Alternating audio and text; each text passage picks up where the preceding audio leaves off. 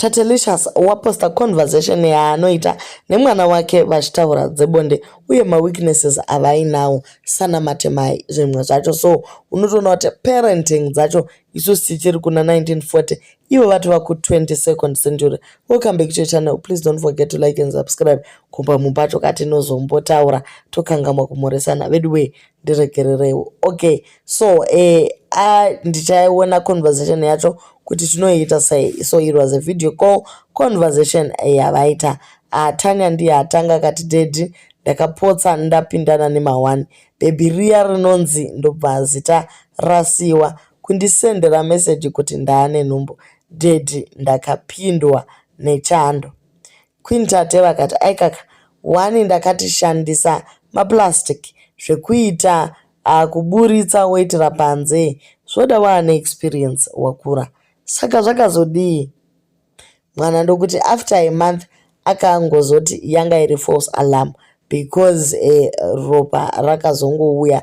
She was on day 2 yemaperiods. Dedi mukana wakangowanikwa last minute. Mukana wakangowanikwa last minute, so masocks ndanga ndisina. Queen ndokuti beta hakuna nhumbu, famba namaplastic ako mwanangu, you never know. Vakati chitsva, vakuru vakati chitsva chiri murutsoka, saka zvainaka here mwanangu. Tanya ndokuti dedi ndakangoti pinzei so after 30 seconds maybe 35 seconds ndanga ndatopedza. Ndakanyara dedi but baby boy, but ini ndakamakisa it was too short. Queen ndokuti rudzi rwacho mwanangu chero mazuva andanga ndichinesika rudzi yakakusika. I never lasted kana 25 seconds chaidzo. Funza mai vako zvaiva zvechihwai but ndakagowesa and you came to this earth. But never apologize kune baby kuti wakasika. Mupinde nereverse psychology. Unongomuti baby dzine rako ma1. I usually last kuma 15 minutes uko. But wakasunga kuti shui iwe zii zvako uchiziva kuti ndezverudzi. Tanya ndokuti matemai mandisipaka uwe ndezverudzi nai. Dedi ndaakurara ndafara ndataura nemi. Good night ndokudai chose. Tate ndokuti chira rako zindoga. I love you so much, our great ancestors, and God of Abraham keep you always, and I bless you. Good night Goromonze. Vanava kwenyu zviri kwere nai askana vedweka guys zvinhu zvadi uri reganiboseka.